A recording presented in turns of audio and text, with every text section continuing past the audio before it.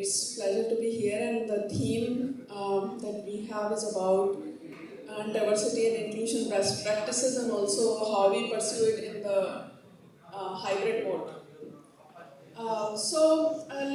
Before I get into some best practice sharing and my thoughts, I would like to talk about some of the instances in my own life, and which will make you ponder why there is need for good D&I practices, and diversity and inclusion are two very different things.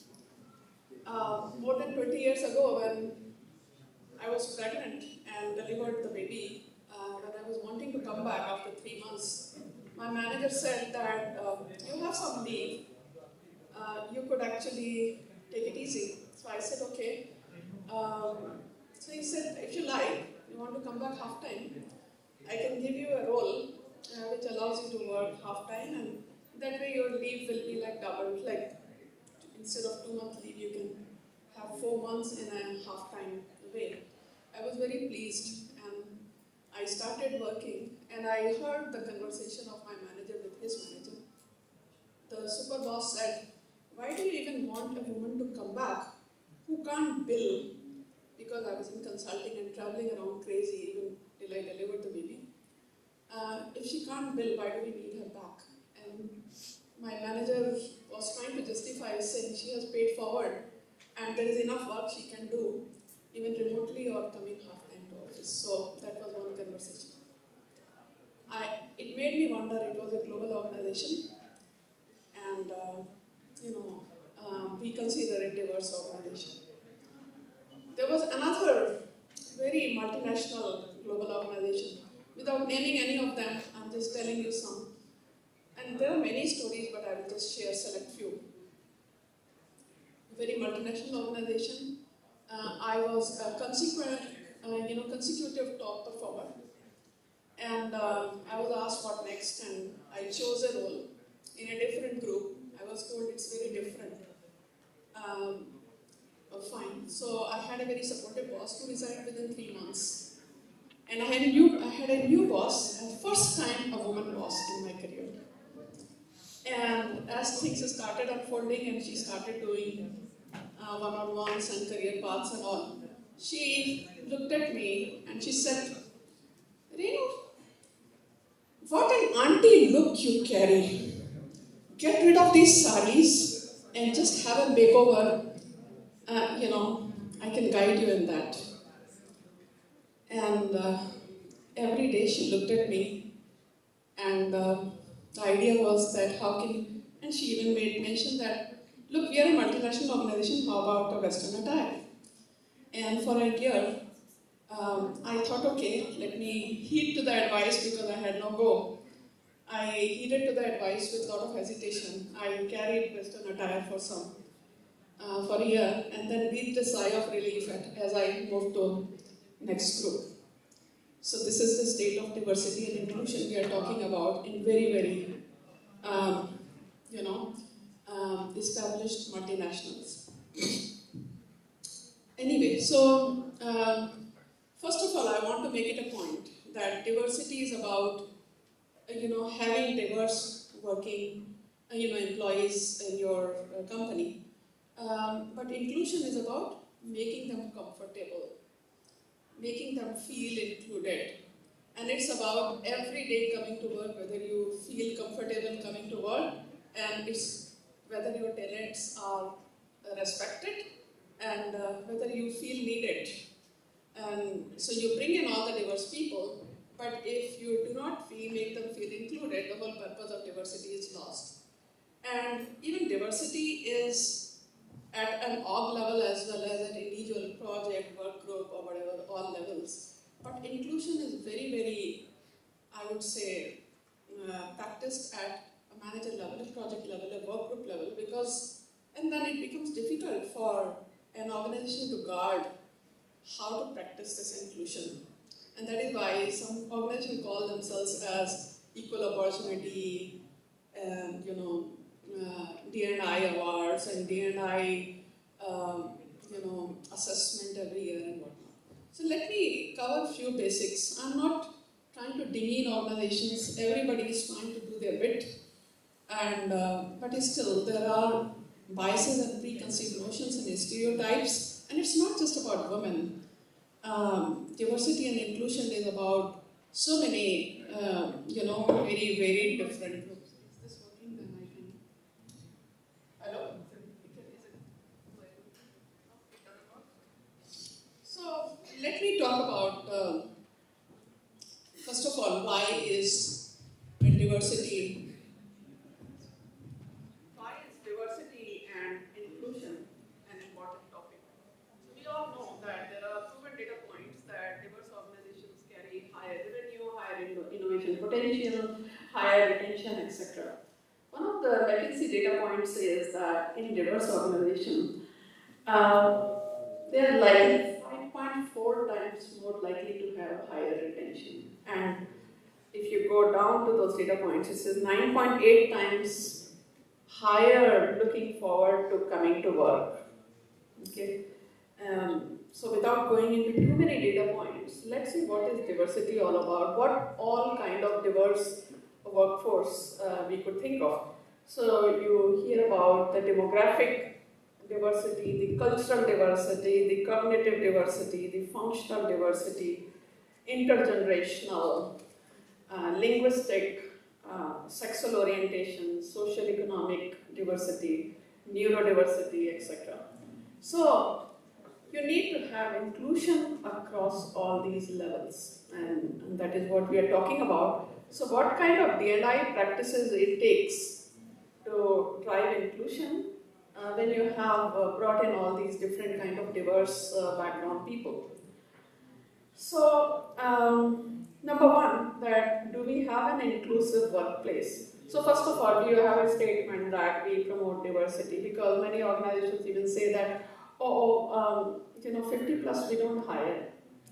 Or, okay, now the, maternity benefit is 6 months, you never know when will this person go on leave. Or a young woman, she may get married. Or, but this inclusion problem is not just about women or disabled, etc., etc. Men also face discrimination. There's inclusion problem there as well. If you are a non-smoking person, you don't know what all gets spoken when people go for smoke. So the inclusion problem everywhere. So we talk about what all kind of inclusion best practices. So do we have inclusion at leadership level? So look at the data point. Fortune 500 companies, only 24 women CEOs, 3 blacks, 3 gays, and 1 lesbian. That's a state of diversity in Fortune 500, with all so much talk about diversity and inclusion. So which means there is more talk, need to be more talk of inclusion and more best practices. So coming to some best practices, acknowledgement of people from different cultural and religious backgrounds. So question to you. So we bring in people from different backgrounds. How do we acknowledge that there is something called different culture and different religion? So what organizations do is, okay, let people celebrate. You have employee engagement as a work stream where employees themselves form groups, and be it Onam or be it Eid or be it Christmas, they celebrate, or even Guru Nanak Jayanti or whatever. So it basically encourages people to come forward with their religious and cultural beliefs and practice it and feel proud of it, right, and not hide behind. Somebody who needs to practice namaz 5 times a day and 3 times happens to be during work hours, there is a room where they can practice it. Mothers who need to express, they need to go in mother room and they can express milk. So, and the creches which are very much there in the close to office where this can be done. So, these are the ways organizations practice inclusion.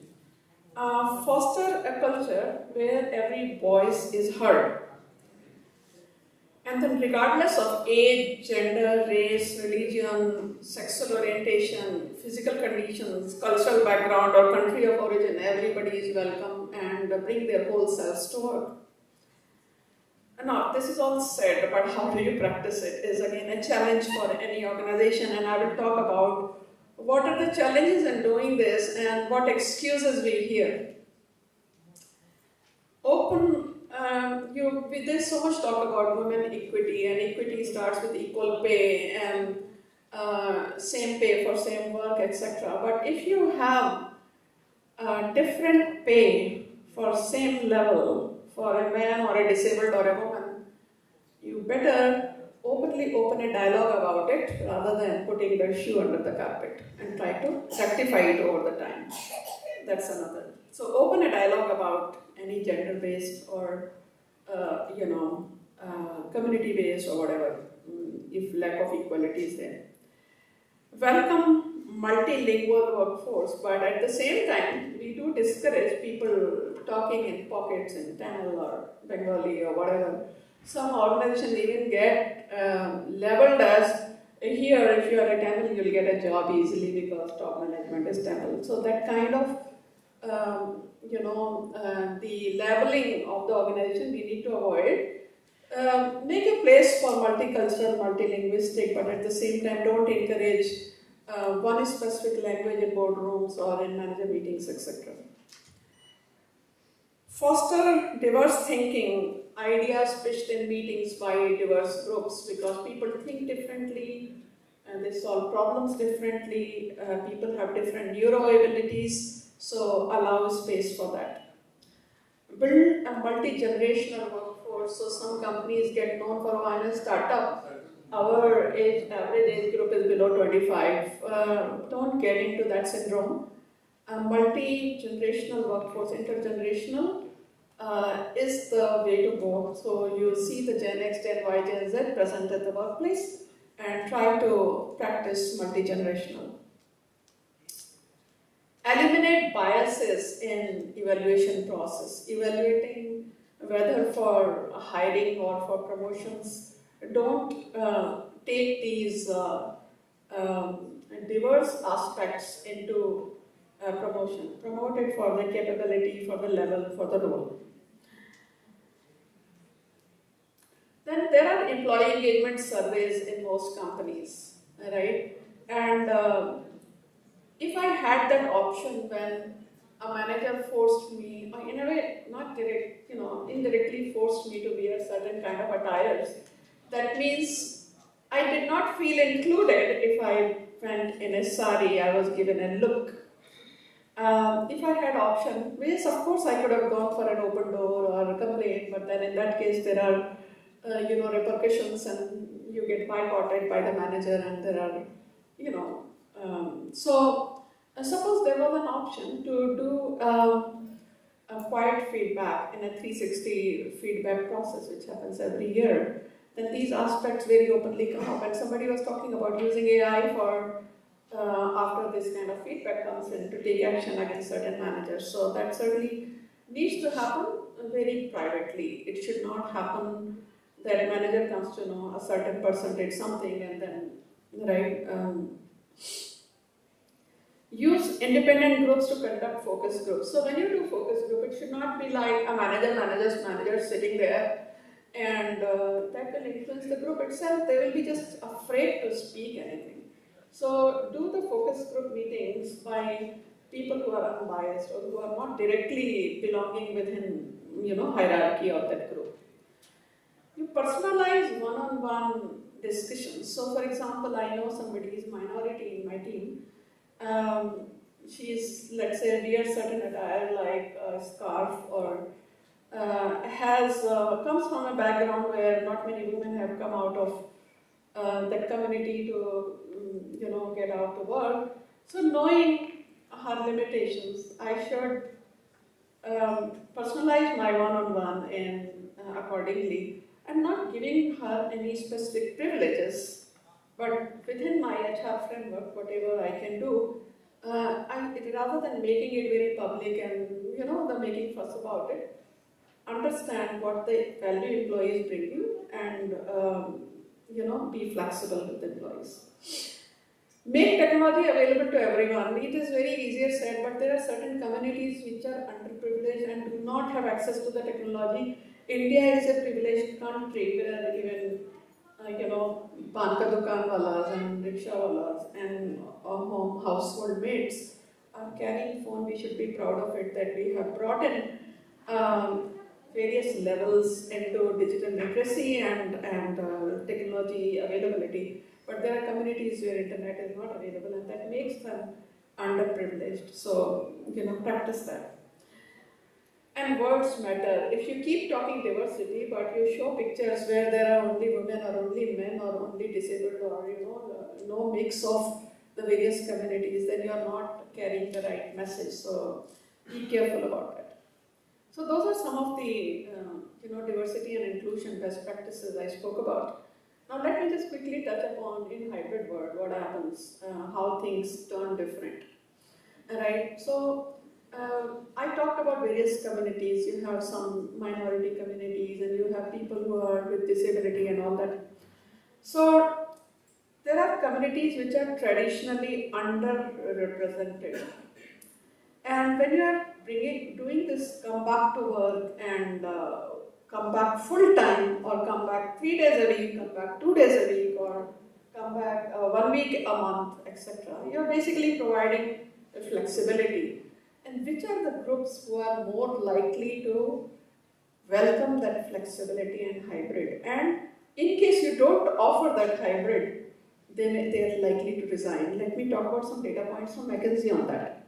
Younger people, 18 to 34, who are either finding matches or raising little kids or taking care of elderly, 54% more likely to quit to find a hybrid model. Women are 10% more likely to quit if they are not offered hybrid model, and disabled are 14% more likely to quit. So inclusive, other way around, if you look at data points, inclusive organizations have 47% more likelihood of people staying on, etc. So just top 3 things that if you survey people, what they want organizations to do to be higher in index of inclusion. Number 1 is work-life support. Number 2, team building. And number 3, mutual respect. Now you'll be surprised that mutual respect is something that is still being taught when it doesn't by default exist at workplaces. So what are the challenges? I'll just wrap up in less than a minute. What are the challenges in doing all this? And what do you hear as excuses? Number 1, stereotypes still exist. There is resistance to change. There is lack of inclusion and belongingness by the people who are talking about inclusion. There are, often you will cite about data privacy and confidentiality and etc. regulation that, oh, I don't even know who is disabled. Somebody declared disability, but I don't have access to that data. I don't know in my Excel sheet who is woman or a man, or their date of birth or their disability status. I purposely don't want to do anything about it, so I say I don't know. I close my eyes. There is positive side of it, there is negative side of it. Global operations. My global operations work differently, cultures are very different, and people work in different time zones, they speak different language. I don't know what kind of inclusion I should practice. Unconscious bias. You don't even ask a woman if she can travel, she can take an international assignment. Don't give her benefit of doubt. Just take a decision. You're going out for a smoke, you know that the lady doesn't smoke, but you can still say, would you like to come along? What's wrong? Let her not smoke, let her still be there. If you're holding a cocktail party, why can't she come? Let her not booze. So, inclusion, there are basically all these challenges to inclusion. Integration of different working styles, intergenerational, inclusion problems. Oh, it's too old, our company has a lot of these young people. They don't appreciate it. So this kind of behavior is what basically makes organizations less diverse and less inclusive. So then there are many other things, communication issues, language barriers, cultural differences, lack of representation in leadership. You don't lead by example and have people in leadership, carrying message. Generational differences, accessibility and accommodation issues when you bring in disabled people, mental health consideration with neurodiversity, and balancing individual and collective goals, like you say, cognitive diversity, right? So then access to technology. Some people come with a background, they have not had access to technology, and you expect them to be at par. So I should wrap up by saying that, look, it is not just about diversity and inclusion, it's also about equity. And equity is not about treating everybody equal. Equity is about knowing the person's background and treating them with the context of their background. That is what equity is. Thank you.